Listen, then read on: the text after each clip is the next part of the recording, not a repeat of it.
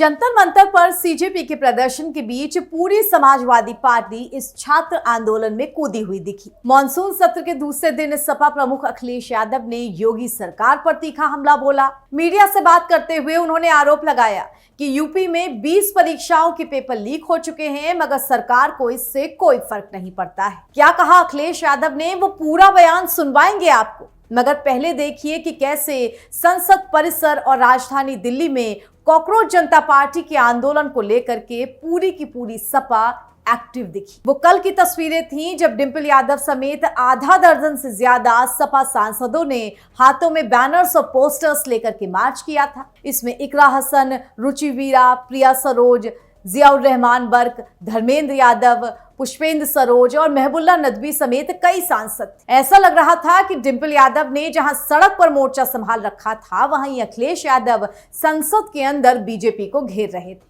और आज जब सदन में दूसरे दिन की कार्रवाई शुरू हुई, तब भी सपा प्रमुख यूपी बीजेपी सरकार को घेरते हुए दिखे।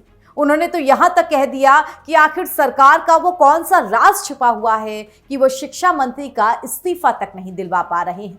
क्या कुछ कहा सपा प्रमुख ने, आइए आपको सुनवाते हैं। अखिलेश सर, पार्लियामेंट नहीं चल पा रही, दोनों हाउसेस एडजर्न हो रहे हैं, क्या कहेंगे?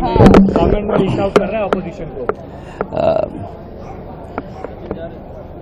जो दिल्ली में हुआ है, आजादी के बाद जब हमारा देश आजाद हुआ था, तब एक बार जश्न हुआ था यहाँ पर, और इस बार भारतीय जनता पार्टी के खिलाफ ये गुस्सा दिखाई दिया है यहाँ पर, जहां सब कुछ इंतजाम सरकार का फेल हो गया।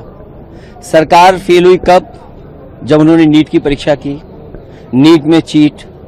कोई कल्पना कर सकता है कि इतने महत्वपूर्ण परीक्षा में इस तरह की खिलवाड़ हो जाए? उसको लेकर के गुस्सा है। और यूपी में हमारे मुख्यमंत्री तो आम खा रहे हैं, वहां पर 20 पेपर लीक हुए हैं, 20 परीक्षा के पेपर लीक हुए हैं। तो अब आप सोचिए, नौकरी है नहीं, रोजगार है नहीं। आप कहते हैं कि इन्वेस्टमेंट आ रहा है, आप कहते हैं हम विश्व गुरु बनने जा रहे हैं, आप कहते हैं विकसित भारत बनने जा रहा है, आप कहते हैं कि हमारी ग्रोथ रेट ये है। अगर ग्रोथ रेट है और पर कैपिटा इनकम बढ़ रही है, तो ये नौजवान बेरोजगार कैसे सड़क पे घूम रहे हैं? जो परीक्षा चाहते हैं, परीक्षा अच्छी हो, वो अपना भविष्य बनाना चाहते हैं, और मध्यम वर्ग के लोग हैं जिनका पूरा जीवन यापन नौकरी से है। उनके परिवार का एक बच्चा अगर कुछ बन जाएगा, डॉक्टर बन जाए, इंजीनियर बन जाए या नौकरी पर जाए, उनका परिवार उसी से चलता है। उन्हीं ने समर्थन किया था बीजेपी को। ये बीजेपी के लिए संकट है, और संकट एक ही है, केवल बीजेपी की सरकार चली जाए, संकट खत्म। अहंकार है, ये सरकार नहीं है, अहंकार है। आपको बातचीत करने से किसने रोका था? आपने बातचीत बाद में भी की। ये बातचीत आप पहले भी तो कर सकते थे, आश्वासन पहले भी दे सकते थे। देश और युवा सरकार से नाराज है, वो दिल्ली में दिखाई दिया है। स्वाभाविक है, लोकतंत्र में जो लोकतंत्र मजबूत करना चाहते हैं, लोकतंत्र में जवाब वोट से ही मिलता है। अभी अभी बीजेपी हारी है यूपी में, हर परिणाम बता देती है बीजेपी। आजादी के 100 साल तक पहुंच जाते हैं, लेकिन 2024 में जनता ने क्यों नकार दिया यूपी में, वो क्यों भूल जाते हैं?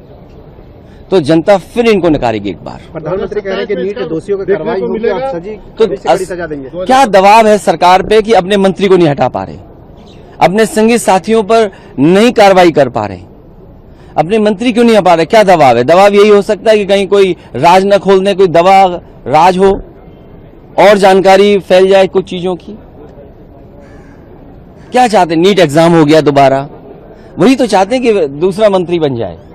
वो सरकार थोड़ी हटा रहे हैं। सरकार हटाने के लिए तो हम कह रहे हैं कि सम्मानजनक रूप से सरकार चली जाए, नहीं तो जनता वोट से हटा देगी। अखिलेश यादव के अलावा डिंपल यादव भी मीडिया के सामने आई। कल जब सीजेपी के प्रदर्शनकारियों को पुलिस ने खदेड़ा था, तब भी डिंपल उनसे भिड़ गई थी। उन्होंने कई बार पुलिस से शिकायत की कि इस प्रोटेस्ट में जो बच्चे घायल हुए हैं, पहले उनको सही मेडिकल एड दिलाई जाए, उस पर ध्यान दिया जाए, फिर आगे कुछ और हो। जो लोगों को चोटें लगी, आप प्लीज उनको my sincere request, I'll stand here inside the gate, but you have to get the children जिनको चोटें लगी, they are children जहाँ पे खून बह रहा है बच्चों का, बस इतना मैं आपसे कहूँगी। ठीक है, I'll stand here, please. Dimple Yadav लगातार सपा नेताओं के साथ प्रदर्शनकारियों और छात्रों के बीच रहीं। उन्होंने भी इस बात को लेकर सरकार को खरी खोटी सुना दी कि नीट की परीक्षा लीक की वजह से कितने छात्रों का सुनहरा भविष्य खराब हो गया है और सरकार को इसकी कोई चिंता ही नहीं है, पूरा का पूरा सिस्टम ही बीमार है। अब ये बात समझ लेनी चाहिए कि ये सरकार की जो मंशा है वो किस तरह की है, जहाँ पूरा इनका सिस्टम भ्रष्टाचार से डूब गया है और कहीं ना कहीं बीमार आज नजर आ रहा है।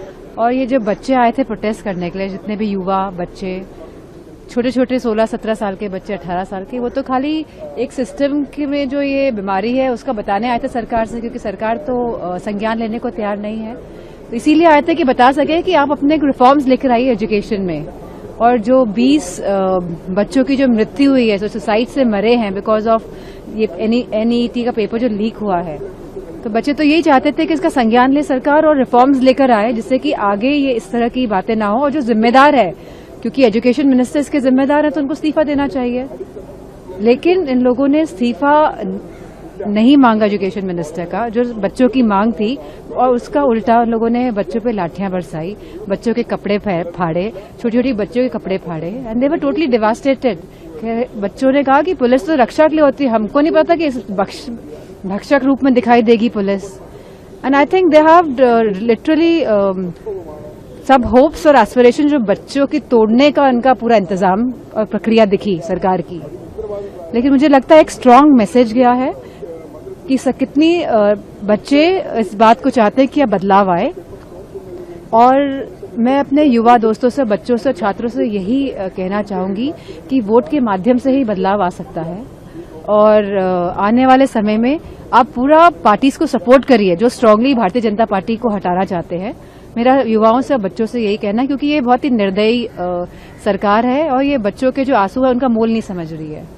और जो पेरेंट्स ने देखा पूरे, मतलब क्योंकि सोशल मीडिया में था जो इंसिडेंसेस देखे, मैं समझती हूँ कि कहीं ना कहीं जहाँ पूरे भारत में जो भी इंसान जिसमें भी थोड़ी सी ह्यूमैनिटी है, अब अगर ह्यूमन है तो हमारी सबसे बड़ा इमोशन क्या, ह्यूमैनिटी है ना, कंपैशन है ना।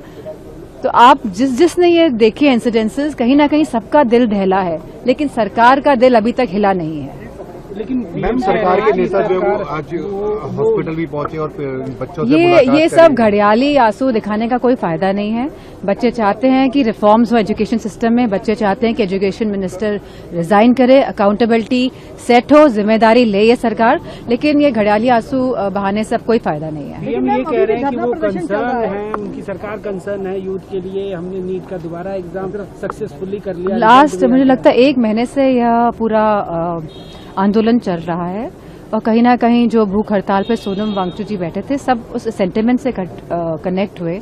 हम लोग भी गए सोनम वांगचुक जी से मिलने के लिए, एंड पूरा यूथ आया, बच्चे अपना आंदोलन खुद लड़े, कोई भी उन्हें लीड करने वाला नहीं था, बच्चों ने लाठियां खुद खाई हैं। तो सरकार किस बात की जिम्मेदारी निभा रही है? अगर जिम्मेदारी निभानी है, अगर उनको आत्मीयता दिखानी है, तो उनको तो सीधे अपने मिनिस्टर को बोलना चाहिए था कि अब रिजाइन करिए। तो सरकार आखिरकार क्यों रुक गई? सवाल इस बात का है। राजधानी दिल्ली के जंतर मंतर पर कॉकरोच जनता पार्टी और छात्रों के जबरदस्त आंदोलन ने विपक्ष को एक मुद्दा दे दिया है और समाजवादी पार्टी इसे लपकने में सबसे आगे रही है। सीजेपी और छात्रों के आंदोलन को खुलकर अपना समर्थन देने में जिस विपक्षी पार्टी ने बाजी मारी है वो समाजवादी पार्टी ही है।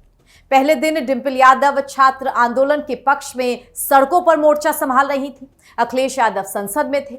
फिर दूसरे दिन अखिलेश यादव ने भी संसद के बाहर जाकर के धरना प्रदर्शन किया, मोर्चा खोल दिया और छात्र आंदोलन को खुलकर अपना समर्थन किया। कुल मिलाकर के समाजवादी पार्टी छात्र आंदोलन पे जबरदस्त तरीके से मुखर है। अब देखना यह होगा कि सरकार इस मुद्दे पर क्या स्टैंड लेती है, क्या धर्मेंद्र प्रधान का इस्तीफा लिया जाता है या फिर किस तरीके से ये पूरी बात बनती है। जो भी होगा खबर हम आप तक पहुंचाएंगे। फिलहाल इजाजत दीजिए। देश दुनिया की तमाम खबरों के लिए हेडलाइंस फोकस के साथ जुड़े रहिए। नमस्कार।